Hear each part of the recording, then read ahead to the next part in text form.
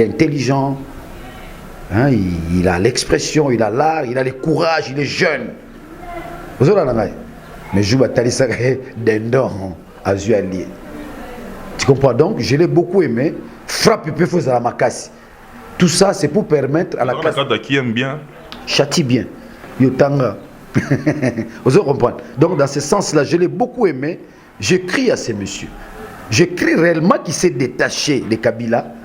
Vous comprenez? Alors, voilà la rupture. Pour un combat, on a un niveau de rupture.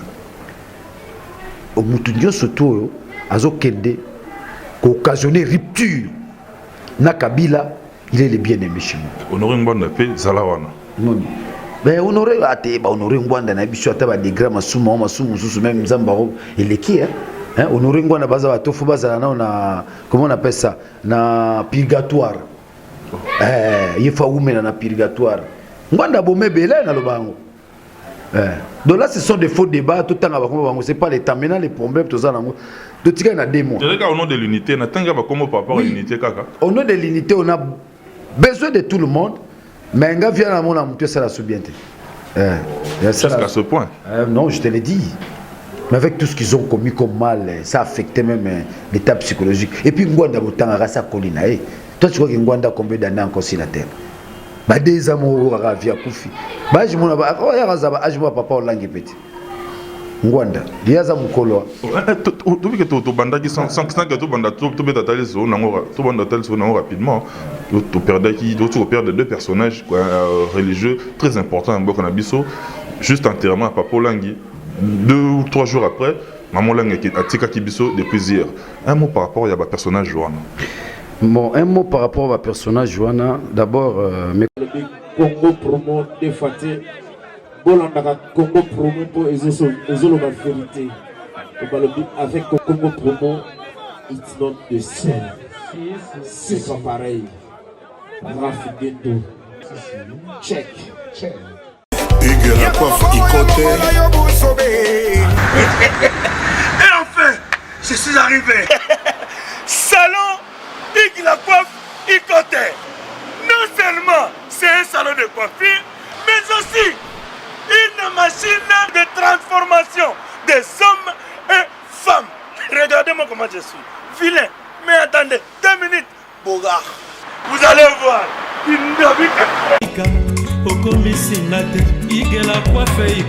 Hugues la coiffe Ikote. Votre salon de coiffure mixte afro-européen situé sur la Nationale 3 au 174 avenue Aristide Briand, les pavillons sous bois. Pour plus de précisions, veuillez nous contacter au 01 41 55 00 00 ou encore sur notre site huguelacoiffeikote.com. Nous sommes ouverts tous les jours de 8h à 20h, même les jours fériés. Hugues la coiffe Ikote, l'homme qui coiffe la ville. Hugues la coiffe Ikote, le salon de coiffure mixte afro-européenne de proximité. Au 174 avenue Aristide Briand, les pavillons sous bois sur la Nationale 3. Un seul numéro, 01 41 55 00 00. La beauté de votre chevelure chez votre frère. Hugues la coiffe Ikote, même père, même mère. Chikicha, chikicha, cha cha. La beauté peut tout changer. Salon Hugues la coiffe Ikote. Quelle beauté! Sexy pour les femmes, dindindi pour les hommes. Descartes Construction et yay! Fini l'inquiétude pour la réalisation de vos constructions de rêves en RDC au prix imbattable. Grâce à votre entreprise installée en RDC uniquement pour vous, spécialisée en construction, réfection, bâtiments, immeubles, vente de terrains, travaux publics, avec les ingénieurs architectes qualifiés au prix incroyable. L'escarpe Construction est aussi spécialisée en luminosité des bâtiments et éclairage public, installation des systèmes d'alerte, intrusion pour des maisons et véhicules et tout d'autres services. Nous acceptons aussi les paiements par tranche. au prix incroyable. Pas d'hésitation avec Descartes Construction. Vous serez jamais déçus. Pour tout contact, notre email est descartesconstruction@gmail.com. Notre numéro de contact, plus 447 93 92 82 813 et appelez-nous pour Kinshasa, plus 243 89 91 56 86 2. Descartes Construction, Atozana Mbongo Moké, Opération Tongana RDC. L'agence d'export et d'import, Michel Atlantic Shipping. Et bana ya Canada, bana ya USA, Bomitungisa Lissousouté. Pour tous vos achats et ventes de voitures, pièces de rechange et les accessoires possibles. Na koti na ba koli na bino na Kinshasa, Bomitungisa Penzate. Please, bakoya koza koli tinanda. Pour tout contact, Benga Michel Lukadi. Plus 1 508 371 60 43 USA na Canada. Pour la Kinshasa, benga na plus 243 89 551 30 38. Michelo Atlantic Shipping. Yaboye, Bazuapi.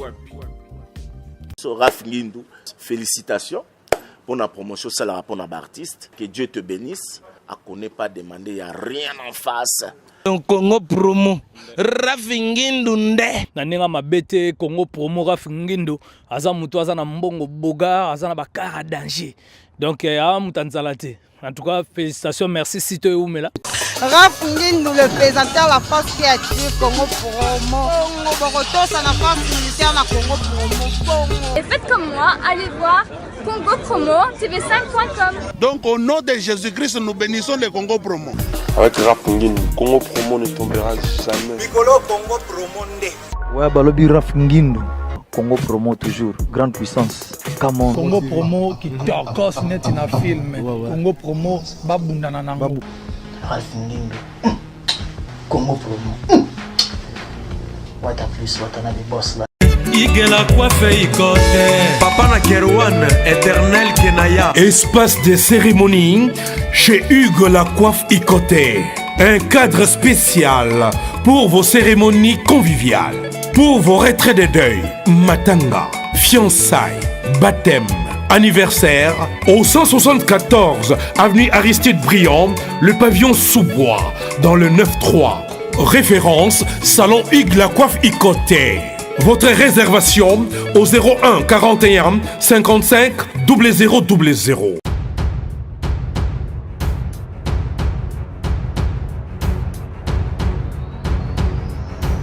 Mesdames, Messieurs, moi je suis encore une fois très heureux que vous êtes nombreux pour suivre cette grande émission Quoi de Neuf, émission au cours de laquelle j'ai l'habitude de recevoir pour vous des invités avec qui nous parlons sur l'actualité. Dans le cas d'espèce, nous émettons à Kinshasa, capitale de la RDC, au cœur de l'Afrique, précisément dans la commune de Bandalungwa, lieu choisi pour énième fois rencontrer un homme des médias avec qui nous allons, croyez-moi, éclairer certaines zones d'ombre par rapport à beaucoup, en tout cas, des sujets qui ont été évoqués partout dans le monde. À vous qui nous suivez à travers le monde, à travers notre site Congo Promo dirigé par M. Rafingindu. J'ai dit bien des bonnes choses et également merci pour la confiance.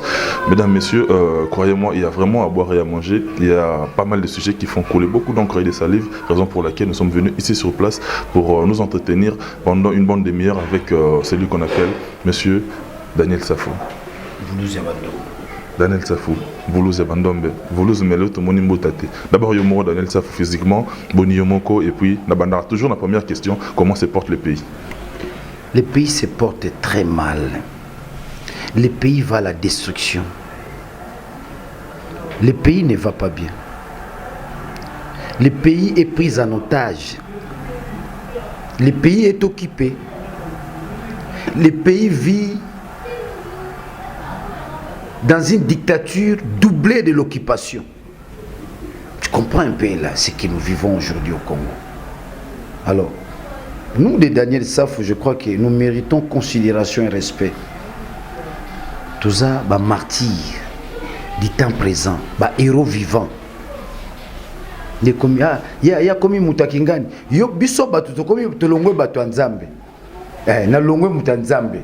Il y a combien de temps on anticipe mon tour dans la parce qu'il s'agit du Congo. On anticipe mon tour dans la Bitumbo nazo bunda. Ils habitent Bitumba ngaite, ils à Congo. Nana kanda au Saranate. Nazana kanda au Saranate. Moi ici, je vivais de la diaspora. Je menais mon combat avec la diaspora. Et voilà, le pouvoir a découvert ma force. Comment on dirait diaspora, on a commis qu'on lâchait bien au mouké. Ah, bah qu'on l'achetait. Et ça recommandation à Kimbango, bah qu'on l'achetait. Oh, batina moi tchoueke. Bah mon appel évolution là là-bas. Bah qu'on l'achète, oh la chaîne. Mais c'est une obligation. Je l'ai dit, c'est une obligation. Ceux qui sont là dans la diaspora. Il y a routine dans moi pata. Hein? Na sombi fufu na ngana lié, balambi pondu, balambi mwandaka la mikolo ba ta majorité ba molia ngula rotumba. Ngape na tindi batumbeli ngangulu. C'est une obligation. C'est un combat national. Oh nyonso ko tia maboko na ye na kati ya bitumba.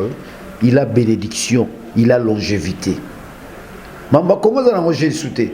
Oto bazo ganga ganga bo misuso vérifier atika na demo. Ndinga zo vivre la demo fa kufana. Qui peut lui dire ça? Nous sommes à 6 mois. Nous déterminons sur base de quoi? Nous déterminons sur base d'engagement. Dieu nous a donné cet espace. Photo Batelango pour na banana biso. Contrairement à ceux qui disent le Congo terre de nos ancêtres. Ancêtres c'est Koufa. Le Congo terre de nos. Eh bien, vous avez une idée pour faire avancer la communauté congolaise de Dallas. Voilà ce que vous pouvez faire. Déposez votre candidature pour le poste du président et pour le poste de chef de groupe.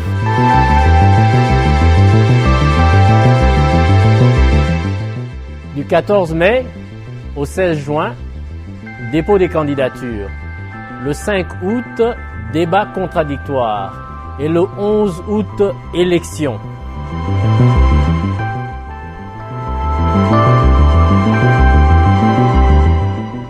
Nous sommes de la commission électorale de la communauté congolaise de Dallas-Fort Worth.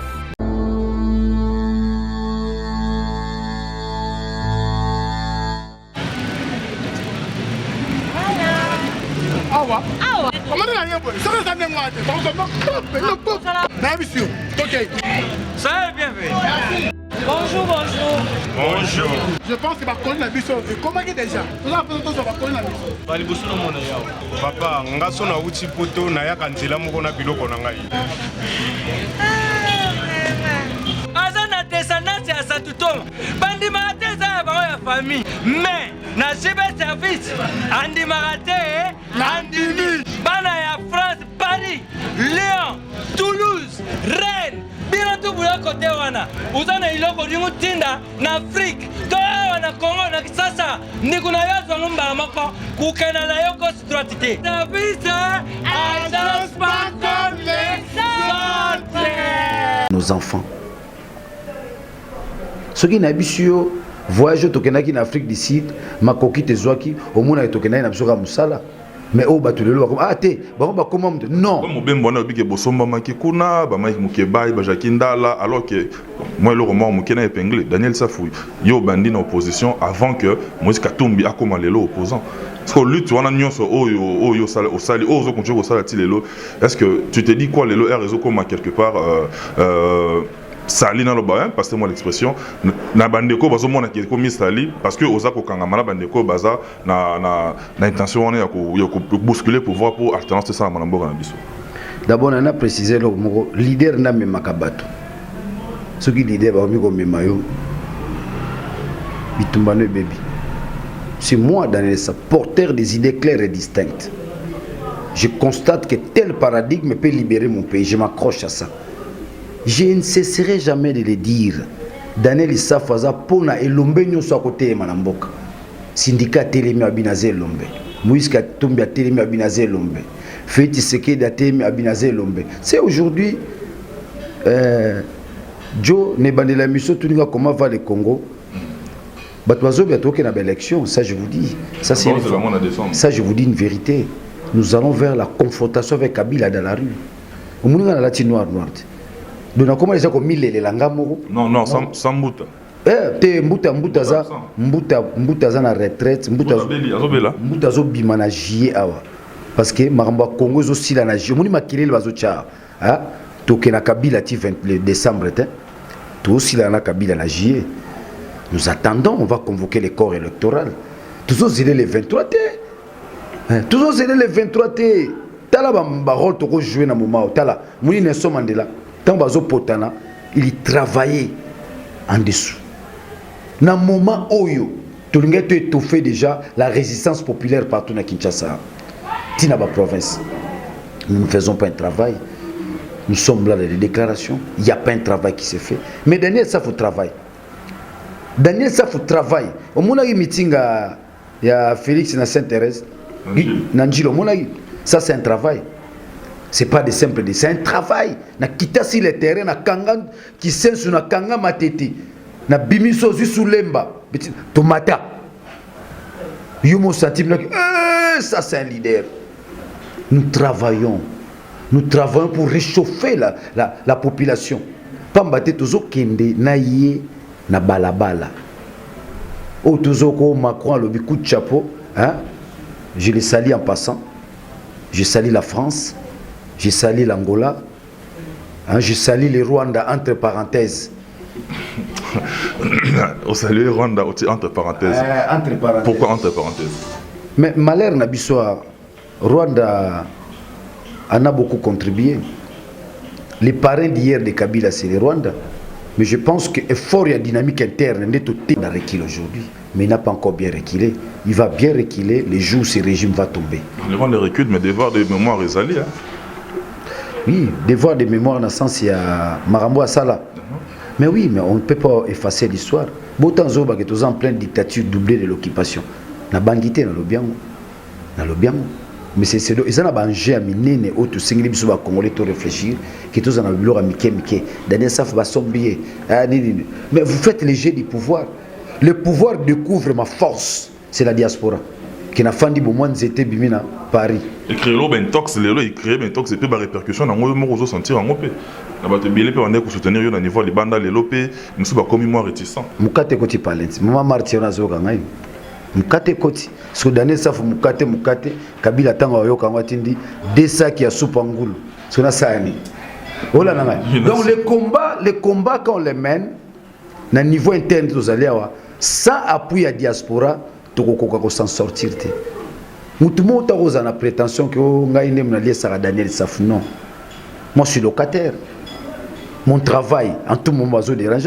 Journal n'est pas un journal. Depuis tout ça qui promotion, il y a dernière parution. Mais si les lots, on dirait moi, côté journal, paie moi encore c'est côté. Il y a un moment, on t'a besoin de son bibi, son bambon, on se fait ça. Il n'a pas l'air tu es chez moi à la maison. Tu es chez moi, ça sent la pauvreté. Tu sens qu'il n'y a pas vraiment la vie. Tu comprends? La pauvreté, c'est la difficulté, mais la pauvreté, c'est quand même la pauvreté. C'est pauvreté. Je te dis, j'affirme pauvreté. La pauvreté d'abord au sens psychologique, la pauvreté aussi au sens physique, la pauvreté aussi au sens spirituel. Nous sommes pauvres. Un jeune comme moi, mais nous a occupé, nous a envahi, nous a la liberté, nous a la bonne sommité. Je suis pauvre, très pauvre. Il faut maintenant réhabiliter l'homme congolais en tant que tel, à la dépouiller la pauvreté, à comment monter solo un homme libre. Il se pose un sérieux problème, il y a le leadership congolais, de part et d'autre. De part et d'autre. Et nous, maintenant, l'effort que nous faisons, c'est quoi? Arriver à construire ce leadership-là. Si nous avons le leadership en tant que tel, on peut aménager pas mal de choses. Et les combats sans moyens, c'est un combat voué à l'échec. C'est un combat voué à l'échec. Et moi, je crois au CLC, dans l'opposition congolaise, ni était l'apport et l'appui de l'Église catholique, tout le monde à niveau. Alors, là où les choses ont marché, nous devons apporter notre intelligence là-dessus. L'Église catholique a organisé toute une armée. Il y a un observateur dans l'élection. Où est la classe politique là-dessus? Où est la diaspora là-dessus? Non. vie biso tomena bat bien. Nous combattons Kabila sur les plans internes. Naza locataire, naza na bana, nana mwasi. Yebisanga sikani na nosala musana na zuma mpata. Nous sommes morts. Je vis à la mort de Rossi, on a envoyé $20 000. Coup de chapeau, félicitations. 30 000. 30 000, coup de chapeau, félicitations. Bongo ba wey à tous les jours. Daniel Safaza mo wait. Mukeba yaza mo wait. Pauvre Daniel. Non, mo wey. On peut m'abattre à 18h, à 20h en tout moment. Soroye sur le plan social. Quel est l'avantage social dans Rosa Namboko? Yebisa na cop ni Namboko na combien d'articles dans la journal comme journaliste na kena Zupembongo.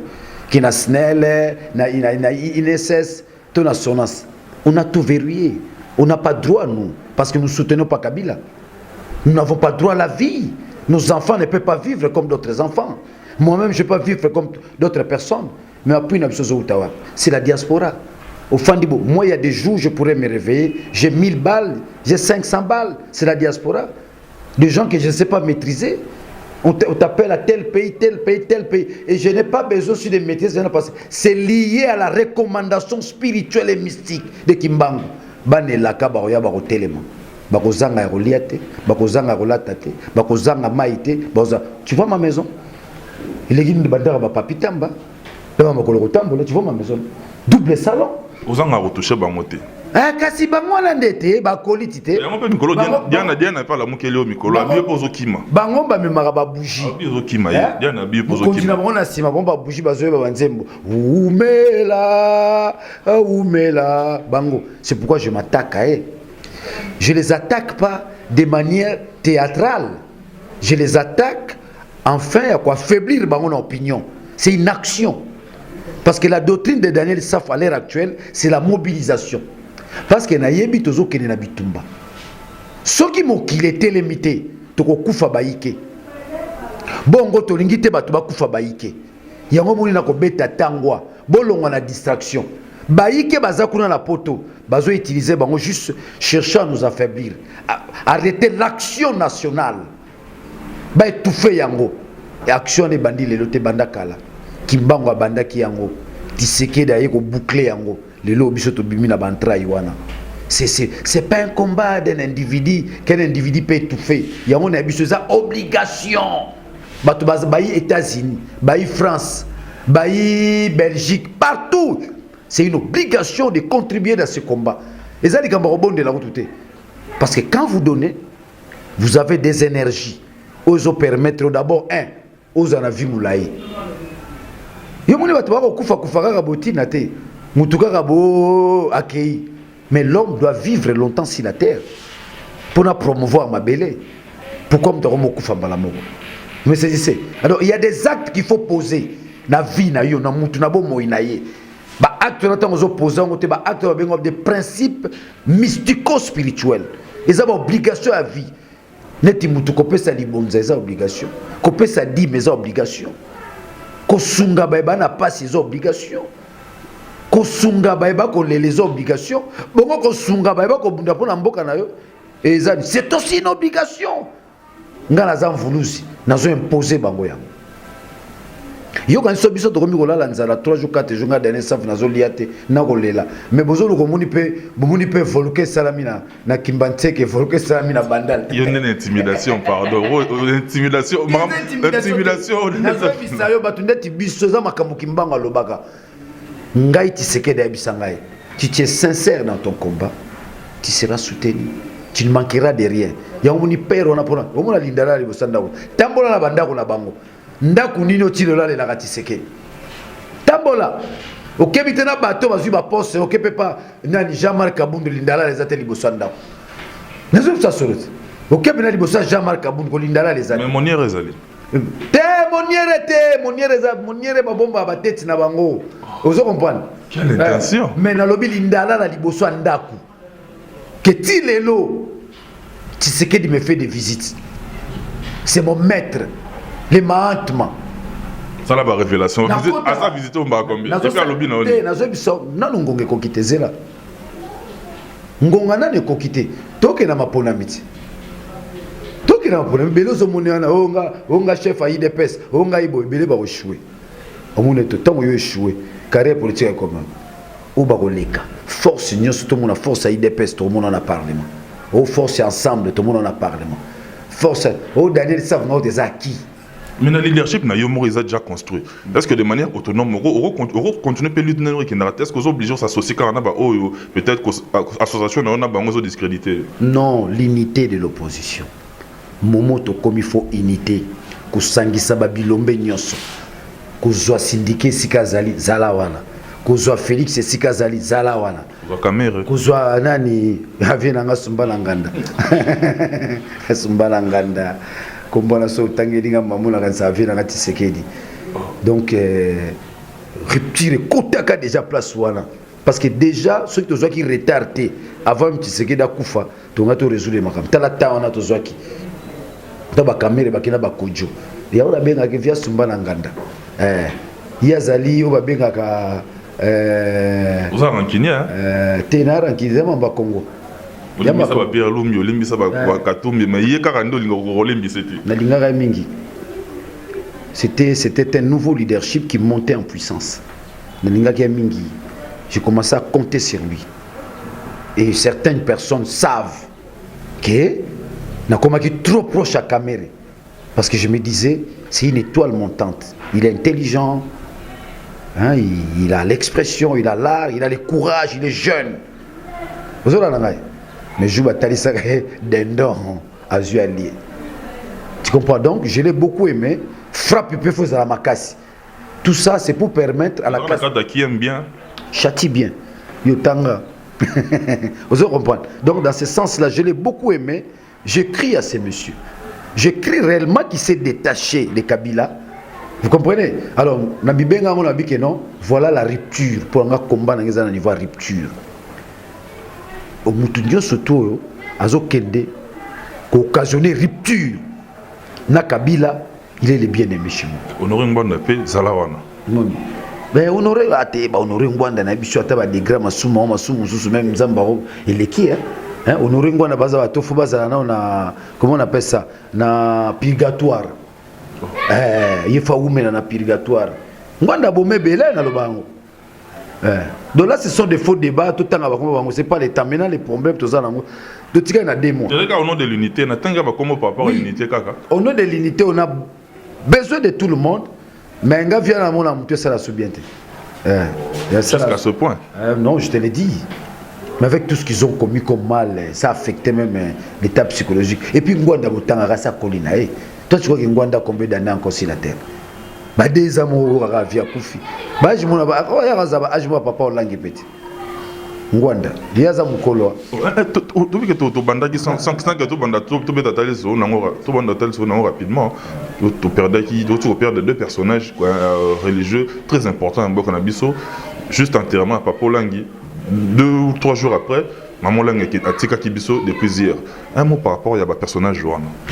Bon, un mot par rapport au personnage Joana. D'abord, mes condoléances à la famille Olangi. Je présente mes condoléances. Un mot par rapport à la famille Joana. Ils ont apporté les flambeaux du Congo très haut. Il faut reconnaître qu'ils sont partis de rien pour en faire ce ministère, un ministère international, la Fondation Olangi. Donc, au niveau du travail abattu, je dis coup de chapeau à Papa Olangi, coup de chapeau à Maman Olangi. Ils ont vendu le nom du Congo à travers le monde, que les Congolais pourraient aussi produire, n'est-ce pas, certains facteurs mystiques et spirituels. Donc je crois que nous devons en être reconnaissants. Je n'ai pas jugé le travail, mais je trouve que le travail abattu avait atteint des dimensions universelles et mondiales. Un mot par rapport à Papa Olangi, Maman Olangi, restons fidèles aux valeurs. Restons fidèles aux valeurs. Les valeurs sont immuables et éternelles. Nakanisi na misalo bango basali, bakotala bango siko nanzela misala na bango. Mais nakotala etonga ndenge tamboli mokili mobimba. En tout cas, ils ont abattu un grand travail. Une fois de plus encore, mes condoléances na famille Papa Olangi na maman. Biso to tike na bomboy, to tirer ba les sautes. To tirer ba les sautes. Nini obiso ko to sengeli to sala.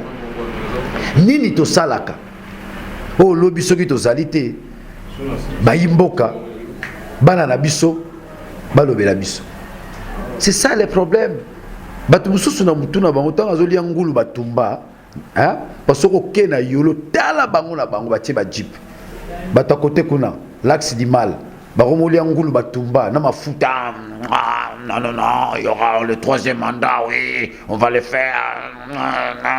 Ba kosama. Bazo kosama goza jum sou dimanche bazoli ngulu, ba ki bena que non régime ekoi. Ekoi. Donc le problème aujourd'hui, c'est l'unité de l'opposition. Unité wana pour la nini. L'adversaire en face de nous, Sopu et Lengi, Alingo l'acheter. Je pense, nous allons la confrontation et Ari. Et nous devons mobiliser davantage, n'est-ce pas, l'ensemble du peuple congolais.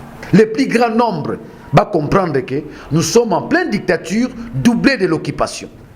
Merci Daniel Safou. Nasi sinanoute. Nasi te. Unité wana. Ezali bilombe basangani. Nga sepelata na yoka bato. Akomi mota Moïse Katumbi. Balo va pas komi mota syndicat. Mais na sepela mingi so ba komi mota cardinal Mosengo. Parce que je crois à cet homme-là.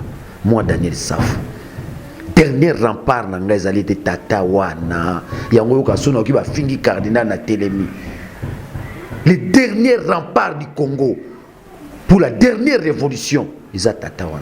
Allah tipenda sultana mwindu, atie chapeau na e. Daniel Safou na pointe, na mbuta. Ozora na koto ba petit na ba chapela Filimbi Lusha, ubimi koto Félix Tshisekedi, ouye koto Moïse, ouye koto syndicat congolais debout. Na biso bako kima.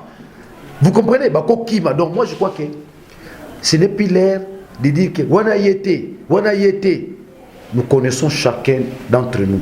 Tout qu'il y a une unité et jusqu'à ce que tu remis ça, candidat Moko. Caméra, nous autant à Caméra. Il nous a affaibli en 2011. On réclamait déjà l'unité de l'opposition. Ce Caméra postulé a raté ma voix, qui n'est pas Tshisekedi. Ce Ayaka soutenu Tshisekedi. Il joue des jeux. Ça vous donne même. Donc, j'en ai assis ça. La unité de l'opposition, c'est comme ça nous disons.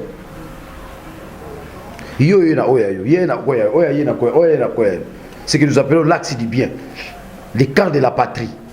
Si réellement nous nous mettons ensemble, en tout, dans bolingo nyonso, l'intelligence, il y a eu une opposition, laboratoire à Sirezate. Laboratoire, maintenant, ma casse, il faut réfléchir pour ce combat. Comment on peut répliquer face à Kabila? C'est comme ça que vous voyez, Kabila fait n'importe quoi. C'est-à-dire, en face de moi, il y a un vide. Il y a un vide. Il n'y a pas une stratégie rationnelle, mécanique. Et ça, c'est ma déclaration. Daniel Safou, nous on est pratiquement arrivé à la fin parce que tu as vu qu'avec Yo, il y a toujours de la matière. Na bateau batalibiso à travers le monde. Mais quand on a bango, na bamso bakotibiso en cours en 1 minute, biso to sel sanabiso, kabolana bango synthétiser nyoso tolobaki na otolobaki te en 1 minute et puis on a des annoncés. Et là, vous qui me suivez, la caméra. Ici, je m'adresse à la diaspora dans son ensemble. Le combat de Daniel Safou, c'est le Congo. Ce n'est pas un individu. C'est le Congo d'abord. Je soutiens Moïse Katumbi. Je soutiens Félix Tshisekedi. Je soutiens le syndicat Dokolo. Je soutiens le cardinal Mosengo. Je soutiens moi-même aussi Daniel Safou. À chaque fois que je dois me protéger, parce qu'un révolutionnaire ne peut pas perdre sa vie comme ça. Nous sommes en pleine insécurité et si je n'apporte pas un soutien à moi-même, tout en mettant les moyens à moi-même, vous me cessez. Et j'en appelle à cette unité de l'opposition. Ma candidature, je soutiens Martin Fayoulou. Lui aussi qui vient de se prononcer. Vous me cessez. Donc je pense que l'unité opposition ne sera pas en avant. Mais bino balingi ba koma ko embrouiller bino. Oh te yete. Mukeba azobetelanga lisolo. Maman moko ye na moi kolia pesa Christelle. Amemela Mukeba.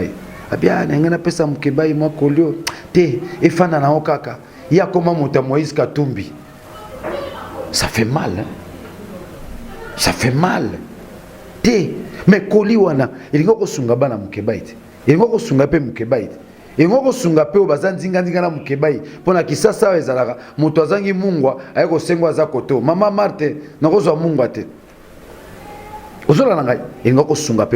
Les combats aujourd'hui, lorsque vous envoyez un différent, na libota na Congo, il y a un différent Congolais. Merci Daniel. Donc, tozongi sabonde kona biso, on les a recommandé aussi à Kimbangu. Ngana za moto na rola lanza na mbokote, ngai Daniel Saf, pambate bino bozali.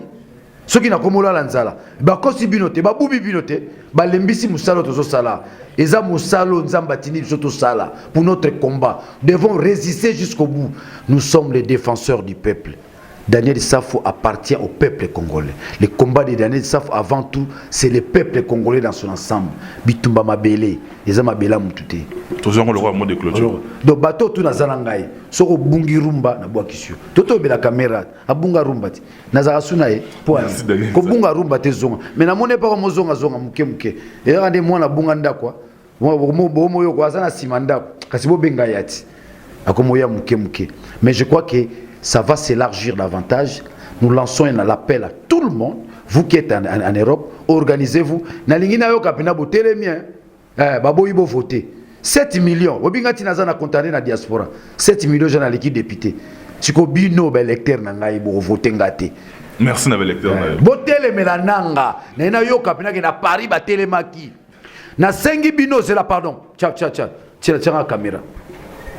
Je demande à la diaspora congolaise, dans son ensemble, Bobanda Osenga démission Nanga. Muniso bino bobandi makambo biso to récupérer. Po biso soto bandi bakangio. Bino bobanda yango. Bobanda Osenga démission Nanga. Je vous en prie, pardon. Merci, Daniel. Pardon, c'est là. Ça c'est un message important. Je demande à tous les combattants, bato tout bitumbe bandi na Londres. Na sengi na bana Belgique, Paris, partout où vous êtes, États-Unis. Vous lancez concept banda. Nanga démissionné. Nanga doit démissionner. Stratégie à Kabila Fandi na Nanga la Zep Sabino. Mboke lingo kende 30 ans Nanga. Vous lancez. Vous l'on a distraction. Oh Kingandi bon non. Vous l'on a combat réseaux sociaux. Vous bêta Nanga démissionne. Je lance cet appel. Nanga doit démissionner. Merci Daniel Saf. Mesdames, Messieurs, nous on est pratiquement arrivé à la fin de cette émission. Si vous avez aimé, dites merci à celui qui est derrière la caméra, Sadiq Bakamana, professeur des élèves. Merci. Bolandi, dernier message à Daniel Saf, à conclure Nango, à Sengi na diaspora, Babal lancer le mouvement, il y a des missions, il y a Corné Nanga, on est à Bongo, Bapopo, il y a Daniel Saf. Moi j'ai des annonces, en 10 secondes, pour tout ce qui a Ningam Basala. Diaspora, Kande Bosala, Oba Wera, Oba Jibé, Oba Kofi, Babeta Lissusute, na bonde libino, pardon Penda. Bobandelo Kouana, Nanga démission. Nanga démissionné, na betala. Nanga Longwa. Merci. Démission Nanga la 5 diaspora. Botike Bobana les lelo kagalelo. Nanga Longwa Nanga. Notre numéro est affiché par remarque, par suggestion ainsi que par soutien à Bino. On en a besoin pour faire évoluer ce travail. Moi je suis pratiquement arrivé à la fin. On se retrouve très prochainement dans un nouveau numéro avec un nouvel invité. Mais surtout moi je garde et je maintiens le même enthousiasme. D'ici là, portez-vous bien. Bye, à la prochaine. Bonjour à tous, vous êtes sur Congo Promo. Si vous aimez plus de vidéos, cliquez le bouton en bas, abonnez-vous à masse. Moi, Bérodès, je me suis déjà abonné. Il reste que